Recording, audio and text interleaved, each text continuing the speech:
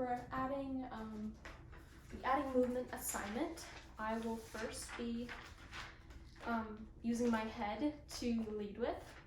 Then I will be using heavy movements for my second run through the monologue. And then I will be taking inspiration from a bear for my animal movements for the third run through of the monologue. All right, so again, starting with leading with my head.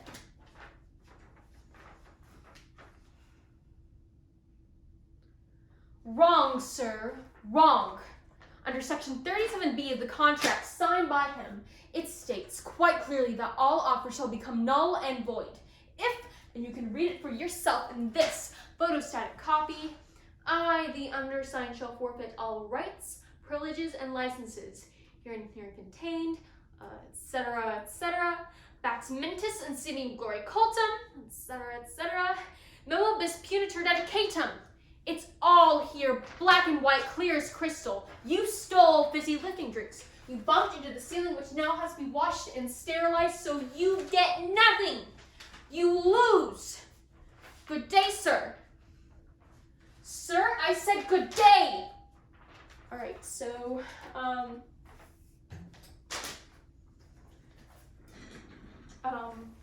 so for leading with my head, I think that was the most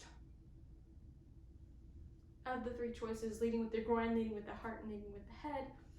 I think that was the movement that would have correlated with this monologue the best of the three options. Whew. Sorry, I'm gonna take my breath. Okay, so I think that because Willy Wonka is thinking mostly in this monologue, trying to come up with all these thoughts and logical bases of his reasoning for Charlie and Grandma Joe, he would be most likely leading with his head, if anything. And I think it did add to the performance a little bit because it kind of added that level of extra, like to build his character a little bit more of how he is this incredibly ingenious human being who is a little bit quirky, and that leading with the head adds that sense of like, you know, quirky college professor kind of thing. And I think that it fit well. I would use it a little less of the extreme if I were to perform this for an audience or for a production.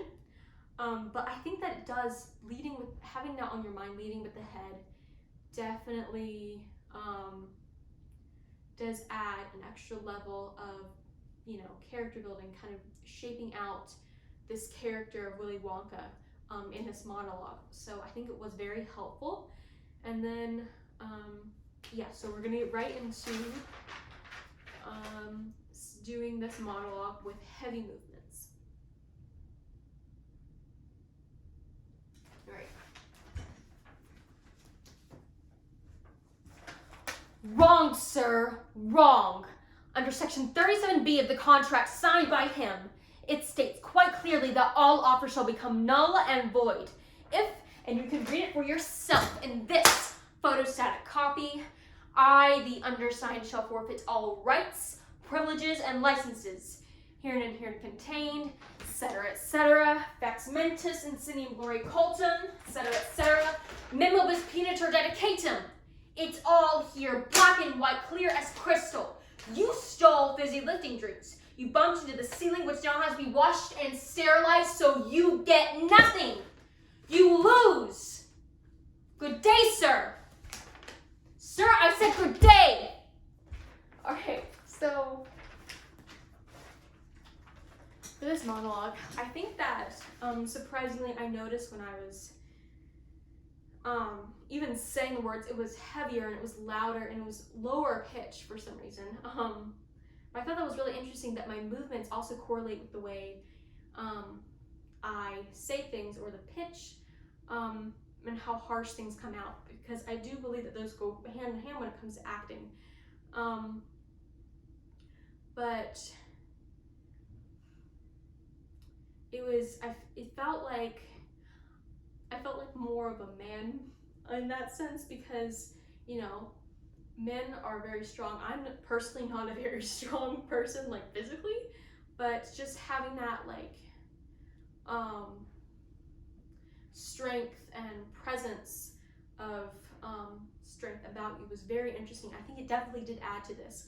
And even though Willy Wonka is not like, you know, a weightlifter or a bodybuilder or anything like that, it did add that level of, you know, manliness that's hard to deliver as a female playing the character. So I think it did help, definitely it did help. I mean, I lowered my voice, which is interesting. And yeah, I think that the heavy movements, again, with like the moving with the head, I wouldn't use it as harshly as I did. Might lower it a little bit, but I think it definitely, you know, added to this, and it gave them more sense of anger, like manly anger, or that like scary, that scary energy that comes from like when your dad gets mad at you, and just, you know, that like shrinking feeling that they're giving, you know, the children, us, but just the power that makes others in the room seem small or squished. And then with heavy movements, it like builds you up like a giant, very strong giant, and it's terrifying. So yeah, definitely it did add another level of identity to this character, so it was really, really helpful. And I don't think I would have ever really considered this, you know, adding this extra level without this assignment, so this is amazing. Like, yeah, I definitely learned a lot from that one specifically as well. Okay, so the last run through of this monologue that we're going to do is portraying almost a bear-like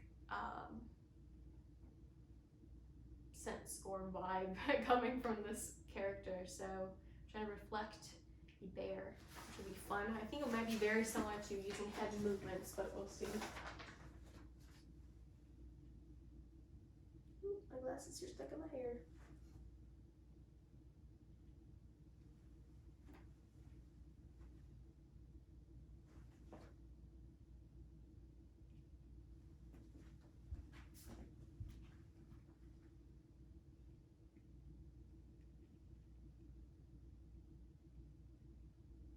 Got them out. Okay, so let's try this again. Wrong, sir, wrong. Under Section 37B of the contract signed by him, it states quite clearly that all offers shall become null and void if, and you can read it for yourself in this photostatic copy, I, the undersigned, shall forfeit all rights, privileges, and licenses herein contained, etc., Vax Minitus and Sine Glory Cultum, etc., Mimibus Punitor Dedicatum. It's all here, black and white, clear as crystal. You stole fizzy lifting drinks. You bumped into the ceiling, which now has to be washed and sterilized, so you get nothing. You lose. Good day, sir. Sir, I said good day. Oh, all right. So, wow. I think that acting, like a bear, resembling a bear, brought like an extra level. Like it, you know, was more specific, extra version of using heavy movements. And again, it just definitely dropped my tone in my voice lower. And it was also fun to like, you know, kind of go rah, almost try to growl with my words, and you know, just completely petrify and scare you, the viewer, the audience. And so I think that it was definitely terrifying, probably interpretation of it, but knowing how Willy Wonka is, you know, usually seen as kind of this not skinny, but relatively thin, inquisitive, unique, imaginative guy, and then having this bear come out of him that's almost seemingly from nowhere. Like, how does this come out of this guy? Definitely does showcase his frustration and his anger and his, heart sadness and his heartbreak and what's happened. So, yeah, I think that the bear does add to this. I think that it again is a bit of an extreme. I would have to, match it more to his character. But just saying this monologue solely with the bear, imagery or the thought in your head, was definitely a really unique exercise, and I really learned. I didn't know that could come out of me, so that was interesting. And yeah, but other than that, I think it did add this level of, awe and complete nor horror and, you know, frightenedness. I don't know if that's a word, but that's um, just making everybody that present seem small, Grandpa Joe and um, Charlie. So I think that both, all three of these did add a different level, unique level of, um,